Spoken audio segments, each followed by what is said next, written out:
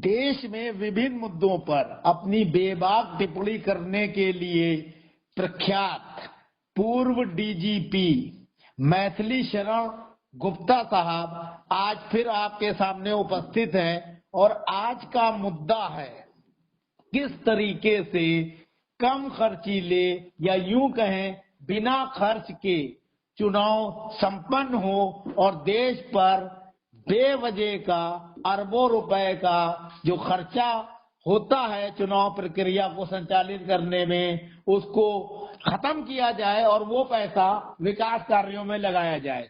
तो इस पर चर्चा करने के लिए मेरा पहला सवाल जो है मैथिली शरण गुप्ता साहब ये है कि आपके पास क्या योजना है जिसके तहत इस तरह की चीजों को किया जा सकता है? देखिए, सबसे पहले तो मेरा ये मानना है कि ये खर्च जो भी होता है वो खर्च किस चीज के लिए होता है। तो एक तो होता है कि चुनाव की जो व्यवस्था है उसको करने के लिए होता है, दूसरा है चुनाव के प्रचार प्रसार में होता है, तीसरा चुनाव के प्रसार के लिए जो सामग्री बनाई जाती है उसमें होता है, तीसरा जो है आने जाने में और सारे जो है चुनाव संबंधी रैलियां और उससे जुड़ी चीजों में होता है। राइट? ये जो खर्चा है ये खर्चा ही हमारे निष्पक्ष चुनाव को कहीं ना कहीं बहुत जोर से प्रभावित कर रहा है, क्योंकि उसके लिए ये पार्टी का सिस्टम बना, उसके लिए अर्थ कैसे इकट्ठा किया जाए ये बना, क्योंकि एक बड़ा खर्च करेंगे, बड़ा ब्रांड बनाएंगे तो जीतना आसान होगा। राइट? तो अब सवाल उठता है कि बिना खर्च के चुनाव कैसे हो।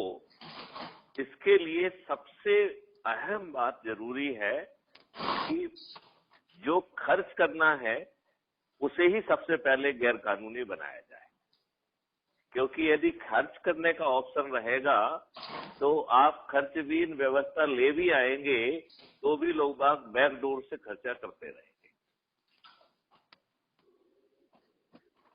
इस बात से आप कुछ सहमत से लग रहे हैं? फिर बात आगे बढ़ाते हैं। सहमत नहीं है हम अभी। कैसे उसको मूर्त रूप कैसे देंगे? ओके, नहीं, पहले मूर्त रूप तो धीरे से मैं समझाता हूँ, बिल्कुल एक एक स्टेप में समझाऊंगा। पहले तो मैं ये समझाने की कोशिश कर रहा हूँ कि चुनाव में खर्चा करने को एक संज्ञेय अपराध बनाया जाए और यदि कोई व्यक्ति चुनाव में खर्चा करता है तो वह एक अपराध माना जाए जिसमें उस व्यक्ति के विरुद्ध कार्रवाई। ये कौन करेगा? ये आपने ये करना तो जो है ना नियम कानून के तहत करना पड़ेगा और ये उन्हीं लोगों को करना पड़ेगा जिनको ये तय करना है कि अपराधी जो है वो कानून के निर्माता नहीं हो सकते हैं, और ये करने के लिए हमें अपनी ही सरकार को विवश करना पड़ेगा। कैसे? सकारात्मक संवाद के द्वारा। अभी तक क्या सकारात्मक संवाद आपने अपने स्तर पर किया सरकारों से और चुनाव आयोग से? मेरा ये मानना है कि यदि आप पिटीशन लेके जाएंगे तो कोई सकारात्मक संवाद संभव नहीं है। वो आपकी पिटीशन को कचरे में डाल देंगे या अपने हिसाब से इंटरप्रेट करेंगे और हर कोई अपने आप को बेबस बताएगा, चाहे वो चुनाव आयोग हो, चाहे वो उच्चतम न्यायालय हो, और राजनेता तो स्वार्थ में डूबे हैं तो वो ऐसी कोई व्यवस्था करेंगे नहीं। क्यों?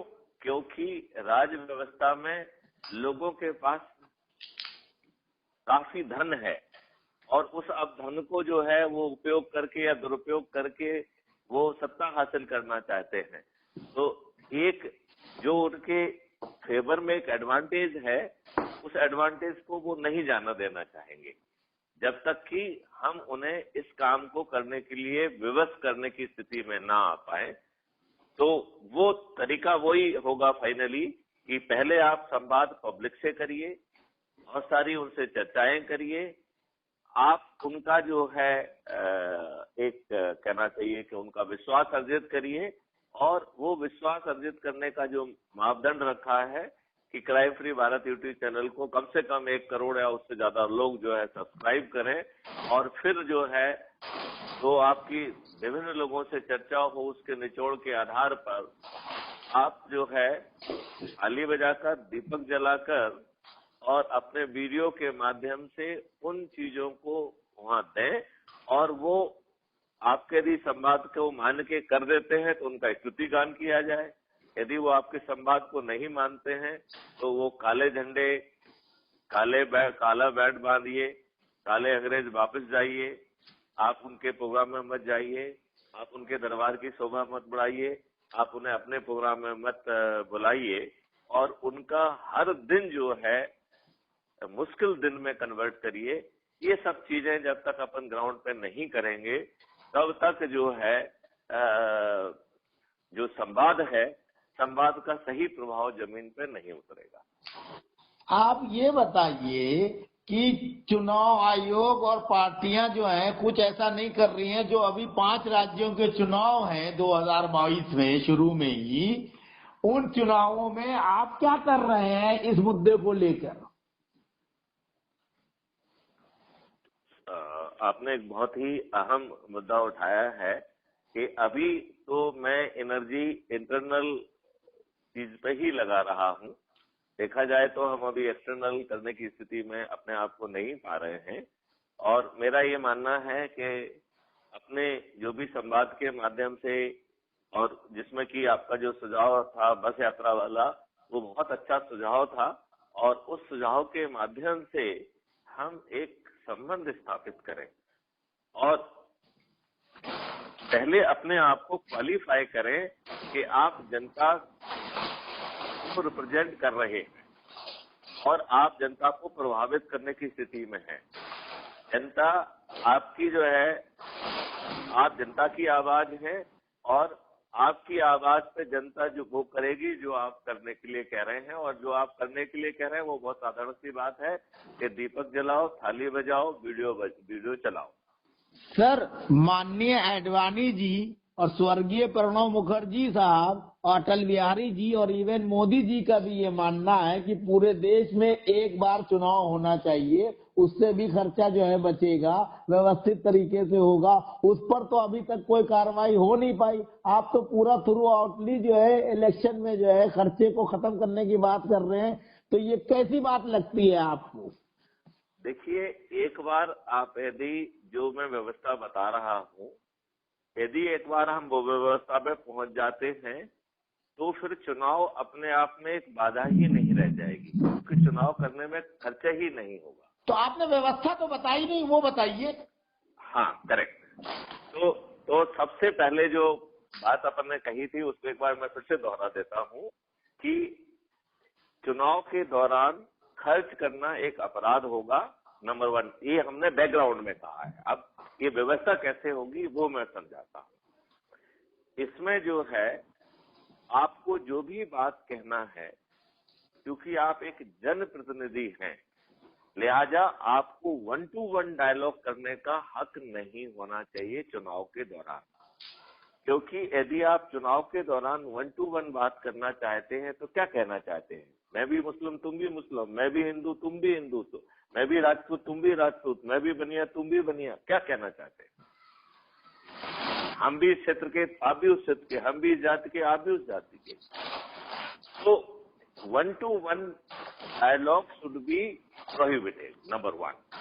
नंबर 2, जो भी आप कहना चाहते हैं that should be has to be conveyed digitally, right? मतलब आपको अपना जो भी भाषण है, जो भी आप कहना चाहते हैं, वो आपको ऑन रिकॉर्ड डिजिटल मीडिया के थ्रू कहना हो। यहीं पे सवाल, डिजिटल मीडिया पे भी तो अगर मैथिली शरण गुप्ता साहब कोई मैसेज देंगे तो सारे देश के गुप्ता तो ये समझ ही जाएंगे कि ये गुप्ता बोल रहे हैं। चिराग साहिल बोलेंगे तो सारे देश के लोग समझ जाएंगे कि ये मुसलमान बोल रहा है। वीरेंद्र सिंह वालिया बोलेंगे तो सारे देश के लोग समझ जाएंगे कि ये सरदार बोल रहा है। डिजिटली उसका फोटो भी होगा, उसका वीडियो भी होगा, उसका ऑडियो भी होगा। तो बात तो तब भी धर्म जात की पहुंची जाएगी वहां तक। नहीं, मैं ये कह रहा हूं कि आप कान में फुसफुसाने की आपकी स्थिति खत्म हो जाती है। आप जो भी कह रहे हो, नंबर 1 रिकॉर्ड पे कह रहे हो, नंबर 2 पूरी जिम्मेदारी के साथ कह रहे हो, नंबर 3 जो आप कह रहे हो आपने जिम करिए 10 या 15 जो भी मापदंड तय किए जाएंगे उतने आप जो है अपने वीडियो जारी कर पाएंगे। जैसे इलेक्शन कमीशन की जिम्मेवारी होगी कि उस कंस्टिट्यूएंट एरिया में सबको इक्वल अपॉर्चुनिटी के साथ ऐसा चलाया जाए। जाएगा जो कैंडिडेट वीडियो जारी करेगा, तैयार करेगा, उसकी मॉनिटरिंग और उसकी बराबर से एडिटिंग और उसकी पर्यवेक्षक सारी चीजें जो है कौन करेगा। और एक आदमी चुनाव लड़ता है प्रधानमंत्री के खिलाफ, तो प्रधानमंत्री का प्रचार और उस आदमी का प्रचार बराबर कैसे होगा? प्रधानमंत्री भी जो है अपने वीडियो जारी करेगा नंबर 1, और वो भी उसी तरीके से इलेक्शन कमीशन ही उसे जारी करेगा। उस समय उससे हटके और कोई चीज जारी नहीं हो सकती। इलेक्शन कमीशन तो बेईमान है। अभी का इलेक्शन कमीशन तो बेईमान है, प्रभावित होकर काम करता है, मोटिवेटेड होकर काम करता है। तो कब इलेक्शन कमीशन ऐसा हो जाएगा कि वो एकदम दूध का धुला हो जाएगा, प्रधानमंत्री और उनके खिलाफ खड़ा आम आदमी बराबर से जो है। आपने बहुत ही मुद्दे की बात कही। इसका मतलब है कि अकाउंटेबिलिटी जो है हमें ब्यूरोक्रेसी की हर डायमेंशन में लाना पड़ेगी, जो आज भी नहीं है। इसका मतलब है कि हमारे चीफ इलेक्शन कमिश्नर के कंडक्ट कौन कौन से जो है ना कोड ऑफ कंडक्ट खराब हो सकते हैं। We have to have a full code of conduct, and for violation of those code of conduct same chief election commissioner और election commissioner need to be prosecuted and they have to undergo imprisonment. वो तो अभी भी है।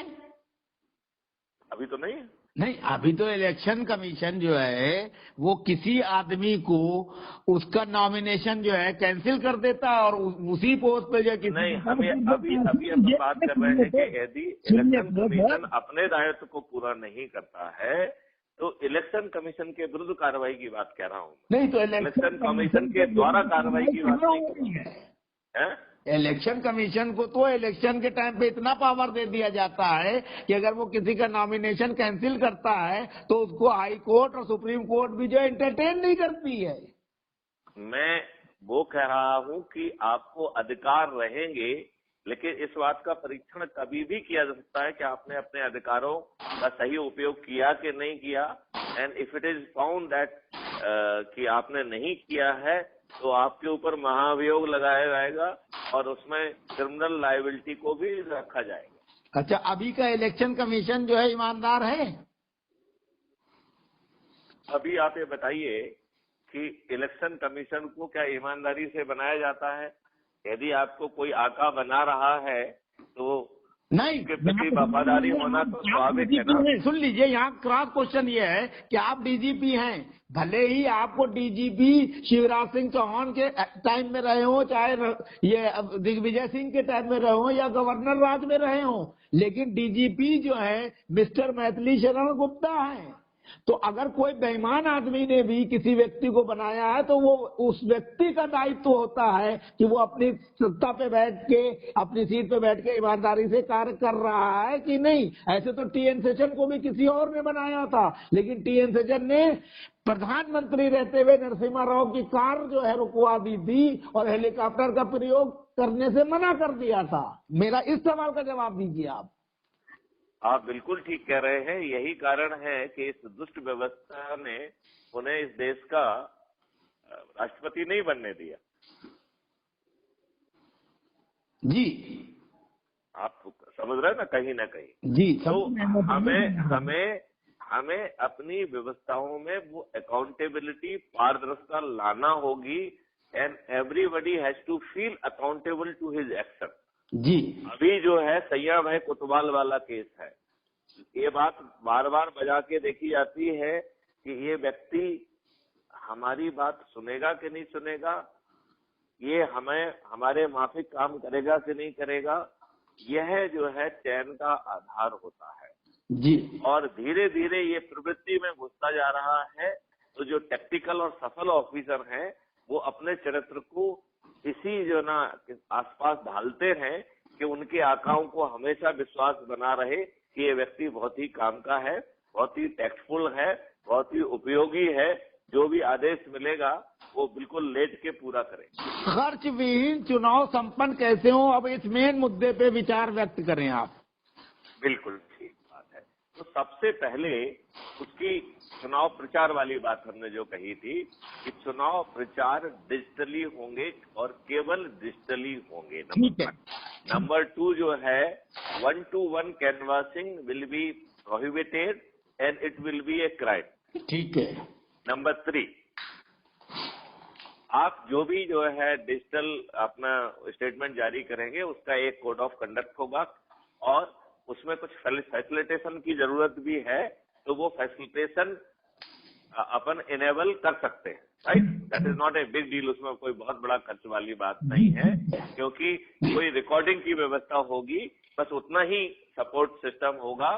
किसी को जो है ना पॉलिश कर देना, कट कर देना, फलाना कर देना, रिफाइन करके जो है ना एक अजीब सा इफेक्ट क्रिएट कर देना, इसकी ना तो वो होगी और ना ही ये परमिसिबल। जी ठीक है ना, क्योंकि यदि हम उसको परमिसिबल करेंगे तो लोग अब उसमें ढेर सारे इफेक्ट इम्पैक्ट डाल के उसमें भी पैसा बनाने की कोशिश करेंगे, उसमें भी खर्च क्रिएट करने की कोशिश करेंगे। सर, प्रशांत किशोर के बारे में आपका क्या ख्याल है, जो करोड़ों रुपए लेके प्रधानमंत्री नरेंद्र मोदी की भी रैलियां, कैंपेन और इलेक्शन कैंपेन चलाया, नीतीश कुमार का भी चलाया, ममता बनर्जी का भी चलाया, अब जो प्रधानमंत्री नरेंद्र मोदी को हराने के लिए 24 में भी जो है वो गठबंधन बनाने की प्रयास कर रहा है, तो क्या राजनेताओं का चरित्र इतना गिर गया है, उनकी राजनीति सोच इतनी कमजोर हो गई है कि भाड़े के टट्टुओं के द्वारा स्ट्रेटजी बनाकर वो सत्तासीन होना चाहते हैं?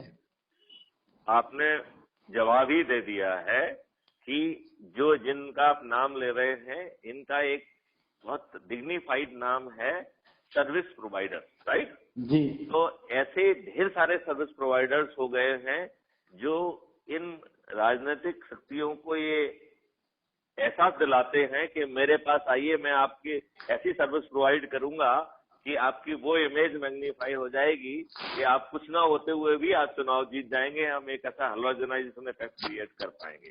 जी। तो अभी मेरे ख्याल से अपन बार बार अपने मूल उससे भटक रहे हैं, एक बार उस पर वापस आते हैं। पहले ये समझने की कोशिश करते हैं कि कैसे खर्च विहीन व्यवस्था होगी, फिर मेरे ख्याल से अपन साइड इशूज पे चर्चा करेंगे तो मजा आएगा। चलिए, आप जिस पे बोलना चाहे बोलिए।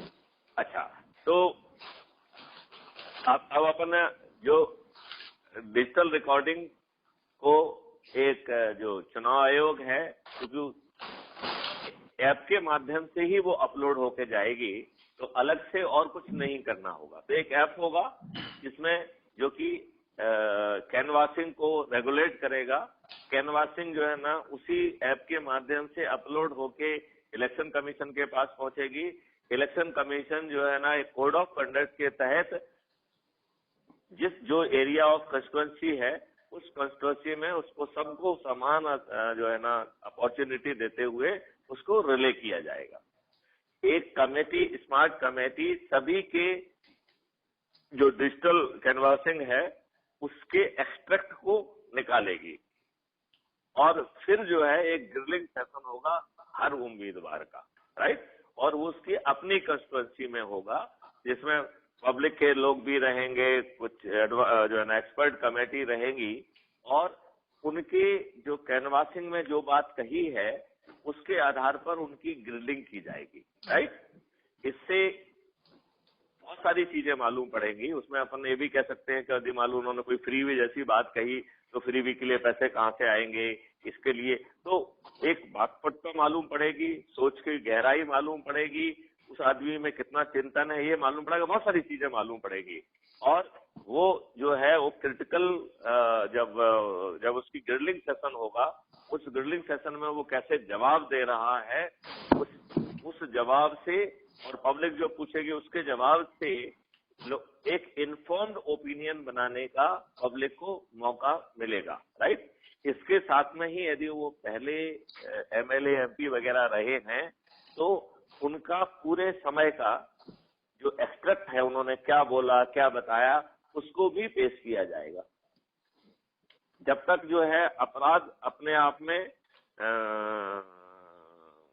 अपराधी होना एक डिस्क्वालिफिकेशन नहीं हो जाती है, तब तक उसके आपराधिक रिकॉर्ड का भी डिटेल्स उसमें होगा और उस कैंडिडेट को will be confronted about his criminal record also, right. मतलब वैसे तो हमें हमारा मानना ये है कि अपराधी को खड़ा होने का ही पात्रता नहीं होना चाहिए, तो यदि पात्रता नहीं होती है तो जो है लास्ट विल बी रिमूव। तो इस प्रकार अब ये हो गया है कैनवासिंग वाला पार्ट। बेसिकली अब एक ऐप के माध्यम से वोटिंग होगी और ऐप सबसे पहले जो है मल्टी वेरिफिकेशन करेगा।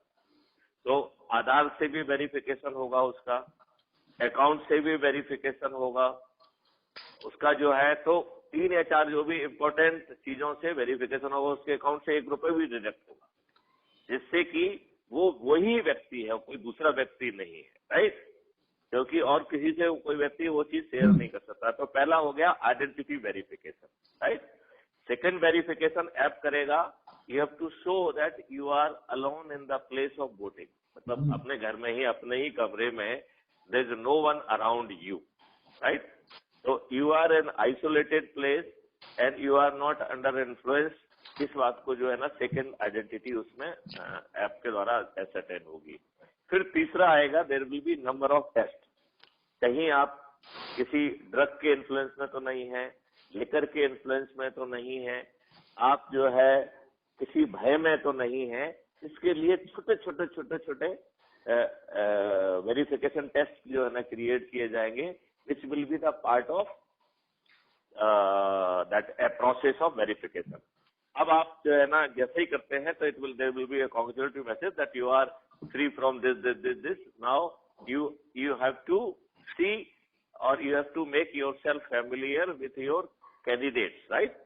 जो अभी कैंडिडेट्स की वीडियो कैनवासिंग और ग्रिलिंग की अपन ने बात कही थी, वो सब एक कंसाइज वीडियो में जो है they have to see all candidates.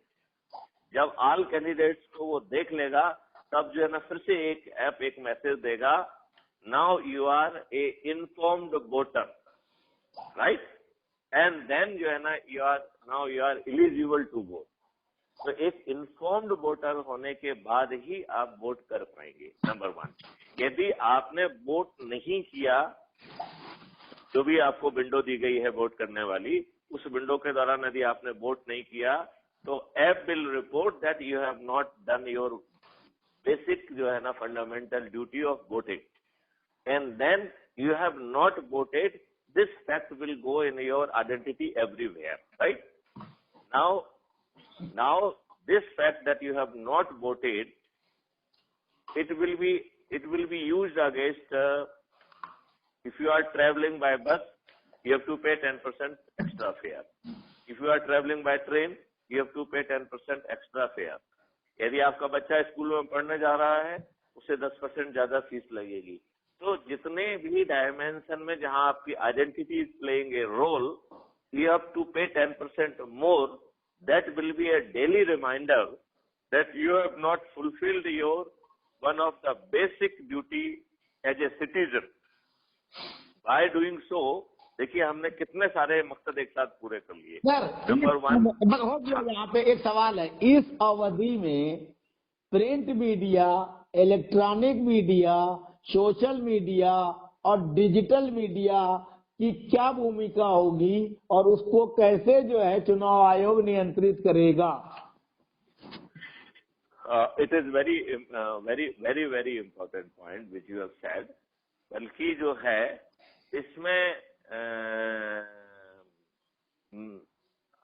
और विचारण की आवश्यकता है। सब लोग आपस में सोच के जो है ना तय कर सकते हैं कि what will be the best. मुझे लगता है कि there should be a blackout. Blackout का मतलब है कि समाज जो है कैनवासिंग और उससे रिलेटेड कोई भी न्यूज जो है वो प्रसारित करना जो है ना ठीक नहीं रहेगी। वो यदि कोई चीज वो करना चाहते हैं तो that has to be publish and has to be sent, and उस न्यूज को जो है then it has to become the part of that the digital जो ग्रिलिंग के लिए होगी। तो उसमें जो है कैंडिडेट को उस एस्पेक्ट पे रिएक्ट करने का मौका दिया जाएगा। अभी तो बहुत सारी पेड न्यूज लगाई जाती हैं, बहुत सारा एक्सपेंडिचर कमिट किया जाता है, और हर मीडिया किसी न किसी को फेवर करता है, किसी न किसी को वो करता है। इवन उनके जो पूरे जितने भी वो चलते हैं, वो सब जो है किसी न किसी पार्टी को ध्यान में रख के उनके सब कार्यक्रम चलते हैं। तो मुझे लगता है कि इसके बारे में और चर्चा करके तय किया सकता है। अभी मेरी जो इमीडिएट रिएक्शन ये है कि चुनाव संबंधी कोई भी बात छापने पे का लिए जो है उनको स्वतंत्र नहीं होना चाहिए। उनको अपनी एक संग्राहक रिपोर्ट जो है ना वो छापते हैं, that report has to be submitted to the election commission and it has to be only a factual reports. उसमें और विस्तारण करके इस बिंदु पे आपने बहुत महत्वपूर्ण बिंदु किया है। मुझे लग रहा है कि इस पे और विचार करने की जरूरत है, और विचार विमर्श के दौरान जो है सर्वसम्मति से इसमें तय किया जा सकता है कि क्या होना चाहिए। लेकिन आपने ये बिंदु बहुत महत्वपूर्ण दिया है कि उस समय जो ये राउंड द क्लॉक टेलीविजन चलते रहते हैं, पेपर में जो ना पेड न्यूज छपती है, इसको किस ढंग से जो ना किया जाएगा, क्योंकि इसके बैकग्राउंड में परोक्ष एक्सपेंडिचर नहीं होना चाहिए। क्योंकि एक्सपेंडिचर पे प्रतिबंध है तो वो बिना एक्सपेंडिचर के ऑब्जेक्टिव रिपोर्टिंग करें, लेकिन ऑब्जेक्टिव रिपोर्टिंग तो होगी नहीं, बैक एंड पे जो ना कुछ पेमेंट होगा। तो उस चीज को हम कैसे सुनिश्चित करेंगे, इस पे थोड़ा सा और विचार किया जा सकता है। लेकिन वो जो कुछ भी कहीं छप रहा है उसका एक्सट्रैक्ट निकल के भी कैंडिडेट के जो है ना उसमें कन्फ्रंटर में आना चाहिए। एक बात जो है ग्रिलिंग वाला पार्ट कंप्लीट हो गया है, then there will be blackout on any जो है ना news will be published, there will be just blackout. Sir आखिरी सवाल, आप ये बताएं कि इस बारे में आपने देश के प्रमुख राजनीतिक दलों और चुनाव आयोग से कोई पत्राचार